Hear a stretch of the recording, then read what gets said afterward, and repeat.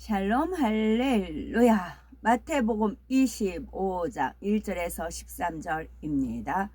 그때에 천국은 마치 등을 들고 신랑을 맞으러 나간 열 처녀와 같다 하리니 그 중에 다섯은 미련하고 다섯은 슬기 있는 자라.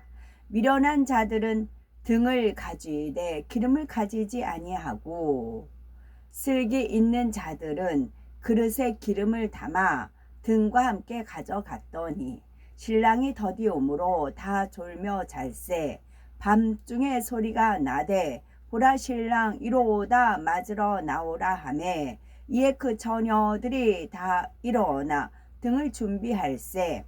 미련한 자들이 슬기 있는 자들에게 이르되 우리 등불이 꺼져 가니 너희 기름을 좀 나눠 달라 하거늘 슬기 있는 자들이 대답하여 이르되 우리와 너희가 쓰기에 다 부족할까 하노니 차라리 파는 자들에게 가서 너희 쓸 것을 사라 하니 그들이 사러 간 사이에 신랑이 오므로 준비하였던 자들은 함께 혼인 잔치에 들어가고 문은 닫힌지라.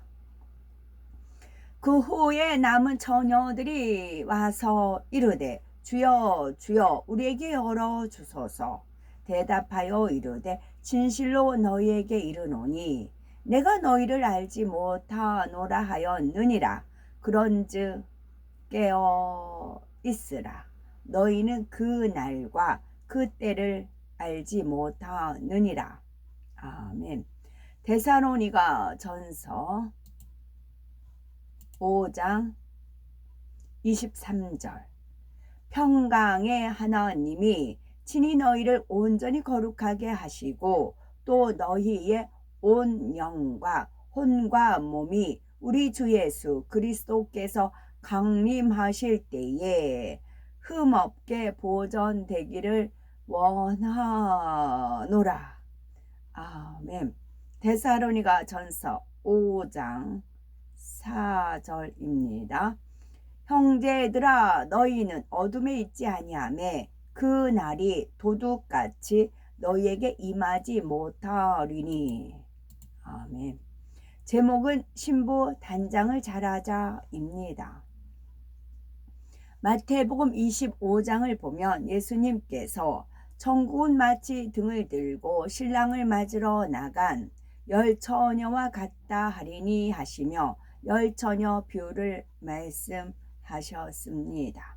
여기서 열 처녀는 하나님을 믿고 재림의 주님을 기다리는 성도들을 의미하지요.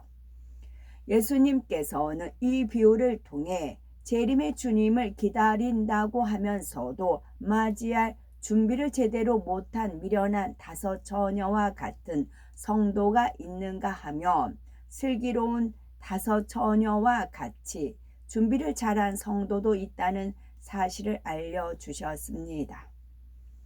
신랑을 맞으러 나간 열 처녀 중에 다섯은 미련하고 다섯은 슬기 있었지요. 미련한 처녀들은 등을 가지되 기름을 가지지 아니하고 교회는 다니되 종교생활하고 슬기로운 처녀들은 그릇에 기름을 담아 등과 함께 가져갔습니다. 열 처녀는 모두 등을 들고 신랑을 기다렸지요. 밤은 깊어가고 신랑은 나타날 기미가 보이지 않았습니다. 열 처녀 모두 졸며 자고 있을 때 갑자기 보라 신랑 이로다 맞으러 나오라 라는 소리가 들렸지요. 열 처녀는 부랴부랴 온매 무시를 가다듬고 등을 챙겨 불을 밝혔습니다. 그런데 미련한 다섯 처녀는 기름을 준비하지 않았기에 등불이 꺼져 갑니다. 슬기로운 처녀들에게 기름을 좀 나눠달라 부탁하지만 슬기로운 처녀들은 너희와 우리와 너희의 쓰기에 다 부족할까 하노니 차라리 파는 자들에게 가서 너희 쓸 것을 사라 합니다. 결국 미련한 다섯 처녀는 기름을 사러 갔고 그 사이에 신랑이 도착했지요. 슬기로운 다섯 처녀는 혼인잔치에 들어가고 문은 닫혔습니다. 미련한 처녀들이 돌아와 아무리 외쳐도 문은 열리지 않았고 내가 너희를 알지 못하노라 라는 무서운 말만 들어야 했습니다. 이처럼 어리석은 사람은 구원받을 기회가 내일도 있다 하면서 깨어있지 않고 신부 단장에 힘쓰지 않습니다. 신부 단장의 기회는 깨어있는 사람에게만 허용되며 구원의 문은 한번 닫히면 들어갈 수 없지요. 영적으로 잠들어 있는 사람은 기름이 떨어져도 느끼지 못하기에 하나님께서는 열처녀 비유를 통해 항상 깨어 있어 주님을 맞이하기 위해 온전히 신부 단장을 마치라고 당부하십니다. 너희 온 영과 혼과 몸이 우리 주 예수 그리스도 강림하실 때에 흠없게 보존되기를 원하노라 하시었지요. 교회만 왔다 갔다 하고 세상과 짝하며 쾌락을 즐긴다면 신랑 되신 주님을 기다리는 것이 아니며 구원과도 거리가 멀다는 사실을 깨달아야 합니다. 성경을 보면 주님을 신랑, 성도는 신부에 비유하고 있습니다. 죄를 범한 아담이 에덴 동산에서 쫓겨난 후 이 땅에서 시작된 6천년 인간 경작이 맞춰지면 참으로 놀라운 일이 일어납니다.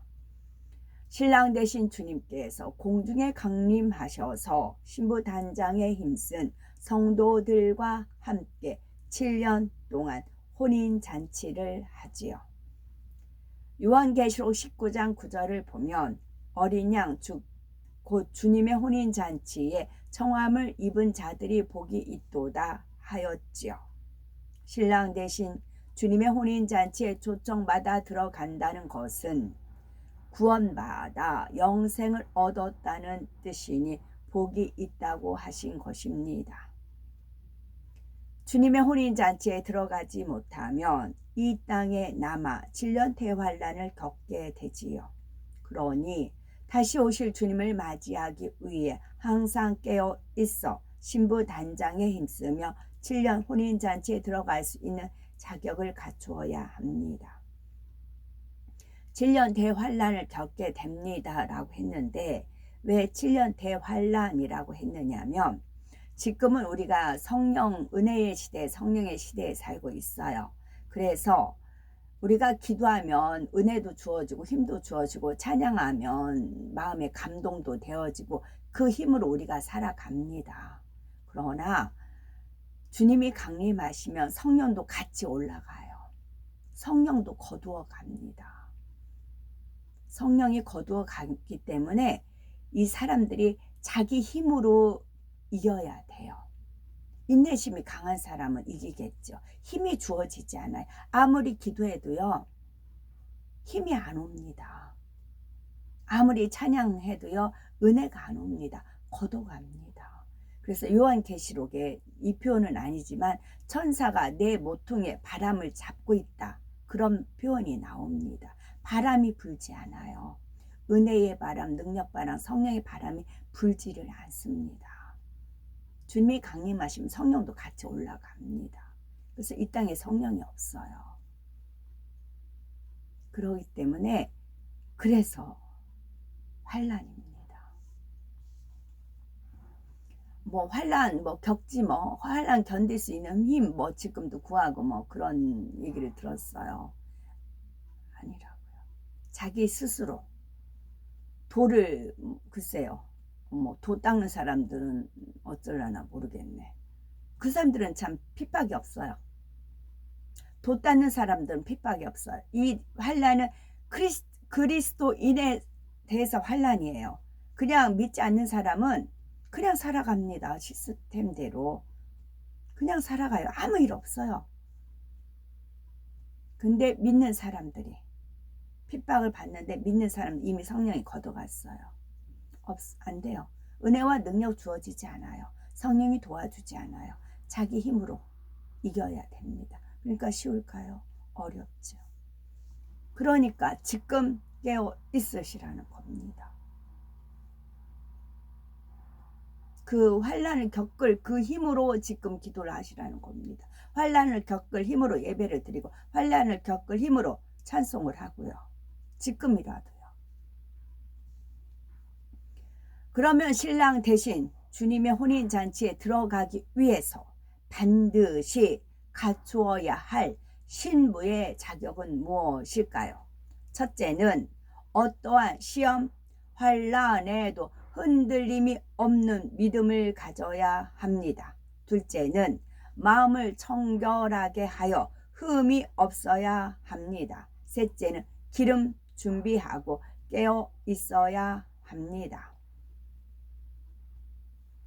주님의 혼인잔치에 들어가기 위해서 갖추어야 할 신부 자격은 첫째로 어떠한 시험 환난에도 흔들림이 없는 믿음을 가져야 합니다.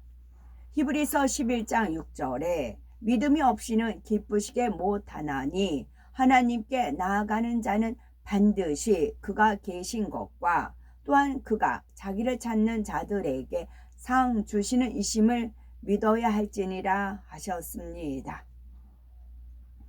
하나님께서 아브라함을 믿음의 조상으로 세우신 데에는 그만한 이유가 있습니다.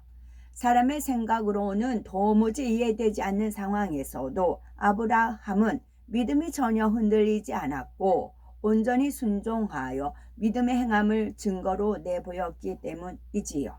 즉 약속의 신 아들 이삭을 번제로 드리라 하셨을 때 아브라함은 어떤 육신의 생각도 동원하지 않고 온전한 순종의 행함을 보였습니다. 다니엘의 세 친구는 어떠하였습니까? 죽음 앞에서도 믿음을 굳게 지키니 하나님께서는 매우 기뻐하셨지요. 느부갓네살 왕은 금신상을 만들어 다니엘의 세 친구에게 절하라고 명령하였습니다. 절하지 않으면 극렬히 타는 풀무불에 던져 넣겠다고 위협하였지요. 그런데도 그들은 하나님께서 싫어하시는 우상 앞에 절대 절하지 않았습니다. 도리어 왕이여 우리가 섬기는 우리 하나님이 우리를 극렬히 타는 풀무 가운데에서 능히 건져내시겠고 왕의 손에서도 건져내시리이다. 그리 아니하실지라도 왕이여 우리가 왕의 신들을 섬기지도 아니하고 왕의 세우신 금 신상에게 절하지도 아니할 줄을 아옵소서 담대히 고백합니다. 결국 그들은 풀무불에 던져졌지만 하나님께서 머리카락 하나 그슬리지 않도록 지켜주셨기에 하나님의 살아계심을 증명하며 크게 영광 돌렸지요. 둘째로는 마음을 정결하게 하여 흠이 없어야 합니다. 마음이 정결하다라는 것은 교양, 지식으로 겉을 거룩하게 한다는 뜻이 아닙니다. 사람은 외모를 보거니와 나 여호와는 중심을 보느니라 했습니다. 마음 중심을 보시는 하나님께서는 무엇보다 정결한 마음을 원하시지요. 마태복음 5장 8절에 마음이 정결한 자는 복이 있나니 저희가 하나님을 볼 것이며 했습니다. 더러운 죄악을 온전히 버려야 마음이 정결해지고 자기 몸과 주변도 정결히 합니다. 성경에서는 마음을 정결케 하는 것을 두루마기를 빤다라고 표현을 하시지요. 요한계시록 22장 14절에 그 두루마기를 빠는 자들은 복이 있으니 말씀합니다. 만일 옷에 오물이 묻었다면 어떻게 하겠습니까? 깨끗이 빨아서 입을 것이죠. 마음에 묻은 때도 마찬가지입니다. 영적인 물인 하나님의 말씀으로 깨끗이 씻어내야 하지요. 다투고 혈기 내던 사람은 혈기를 버려야 하고 교만한 사람은 낮아지고 섬기며 미움과 시기 질투가 있는 사람은 원수까지 사랑하는 마음으로 변화되어야 합니다. 그래서 마음이 정결해지면 누구와도 걸리지 않고 오히려 품게 되지요. 셋째로 기름 준비하고 깨어 있어야 합니다. 슬기로운 다섯 처녀처럼 혼인잔치에 들어가는 신부가 되려면 기름을 잘 준비해야지요. 기름은 기도와 성령 충만함을 뜻합니다. 기름이 있어야 등에 불을 밝힐 수 있듯이 불같이 기도하여 성령의 충만함을 입어야 영혼의 빛을 밝힐 수 있습니다. 성령을 받아 하나님의 자녀가 되었어도 기도하지 않으면 충만함이 떨어지기 마련이지요. 점차 세상과 타협하게 되고 죄악 가운데 살다가 결국에는 구원에도 이를 수 없지요. 만일 미련한 다섯 처녀가 깨어 있어 신랑이 더디오는 것을 알았다면 기름을 넉넉히 준비해 혼인잔치에 들어갈 수 있었을 것입니다. 그러므로 열 처녀 비유를 통해 주 안에서 항상 깨어 있어야 함을 명심해야겠고, 신랑 되신 주님께서 언제 다시 오실지 그날과 그 시는 아무도 알지 못하지만 깨어 있는 사람에게는 주의 날이 도적같이 임하지 않습니다. 그러나 깨어 있지 않으면 노아 시대의 홍수 심판으로 다 멸하기까지 사람들이 깨닫지 못한 것과 같은 어리석음에 빠질 수 있습니다. 영적인 기름 준비는 하루 이틀에 되는 것이 아닙니다. 영적인 믿음도 스스로 가질 수 있는 것이 아니므로 슬기로운 다섯 처녀처럼 신부 단장을 잘하여 다시 오실 주님을 맞이하는 복되고 아름답고 거룩하고 정결한 우리가 되어야 되겠습니다. 어린 양의 혼인잔치, 요한계시록 19장 9절에 있습니다. 주님께서 공중에 강림하실 때 구원받은 영혼들이 신부의 자격으로 7년 동안 신랑 되신 주님과 함께 잔치를 가리킵니다. 주님께서 공중 강림하시면 구원받은 모든 영혼이 신부로서 신랑 되신 주님을 맞이하지요. 이때 구원받은 자녀들을 위로하기 위하여 하나님께서는 7년 동안 공중의 혼인잔치를 베푸십니다. 장차 백보자 대심판을 통해 이 땅에서 행한 대로 천국의 처소와 상급으로 갚아주시는데, 그 전에 혼인잔치를 베풀어 주님과 함께 행복한 시간을 갖게 하시는 것입니다. 제가 똑같이 말을 해도, 저에 관한 신상의 거를 말을 해도 이것이 시험에 들어서 걸려 넘어지는 사람이 있고요. 오히려 은혜가 돼서 이것을 양식 삼아서 본인의 어떤 이제 한 단계 업그레이드 시키는데 도움을 갖는 그런 분들도 있고 그래요. 그러기 때문에 이제 말을 전하는 거지요. 제가 8살 때 초등학교 들어갔을 때 그때 처음 이름을 알았다고 했어요. 제 이름이. 그리고 이름 잘 불려지지도 않았고요. 그래서 부모님이 혼인을 안 했기 때문에 혼인 신고도 안 했고 예식도 안 치렀고, 그러기 때문에 큰아버지한테 호적이 올라가서 이제 학교를 들어갔습니다. 큰아버지 생각하시니까 당신 자식이 아니니까 아무래도 이제 혼례를 치루어줘야 됐다 생각을 하셨나 봐요. 그래서 큰아버지 댁에서 제가 9살 때, 이것도 99년도에 하나님께서 제 삶을 쫙 파노라마 같이 펼쳐져서 아는 겁니다. 어제 그것을 한 장면을 떠올려 주셔서 제가 이제 말씀을 드리는 겁니다. 9살 때 이제 구식을 치렀어요. 엄마 아빠가. 그래가지고 막 사진을 찍고 막 그랬어요. 근데 저는 그게 부끄러움으로 느껴졌어요. 왠지 떳떳하지 않고 어린 나이인데 9살인데 부끄러웠어요. 부끄러워서 구석택에 숨었어요. 저는. 남들은 막 사진 찍고 막 그러는데 저는 부끄러워서 구석택에 숨었어요. 그 큰아버지 댁에 우물이 있었습니다. 우물 옆에 가지나무가 있었고요. 그래서 우물 뒤에 가서 숨고 있었어요. 창피하고 부끄러워서. 그랬더니 큰아버지께 오시더니 네 엄마 아빠 결혼한다? 그러시더라고요. 그 말이 더 이제 충격이었어요. 그 말에 더 쇼크를 받았습니다. 그러니까 부모들이 그 이제 예식을 못 치르면 자식들 나중에 부모를 결혼시켜주고 뭐 그런 얘기가 있잖아요. 근데 저는 그게 너무 창피하고 부끄러워서 숨었던 그런 기억이 있었습니다. 그러자 어제 어느 이제 예배를 드리는데 하나님께서 어떤 분이 이제 이렇게 믿음으로 똑같이 제가 카톡에 말씀을 드리지만 그걸 양식 삼아서 가서 믿음이 장성한 믿음에 이르신 분이 계세요. 그래서 만약에 아담과 하와가 자녀를 낳았으면 가인, 아벨, 그 다음에 셋을 남으로써 그 이제 하와가 기뻐하고 그 다음에 에노스해서 여호와를 불렀더라. 그 말씀이 연결이 돼 있죠. 그 말씀을 떠올려 주셨습니다. 지난주에는요. 근데 이제 어제 이제 목요일은 그러면서 연이어서 또 말씀을 해 주시는 겁니다. 제가 이제 장성해서 9살 때 부모님이 결혼한 것이 있듯이 마찬가지로 이제 셋이 이제 자녀가 있고 그래서 이제 그런 거를 떠올려 주셨고요. 또 한 가지. 이거 시험 들 사람 시험 들고 은혜 받을 사람 은혜 받고 취할 사람 취하고 그러는 겁니다.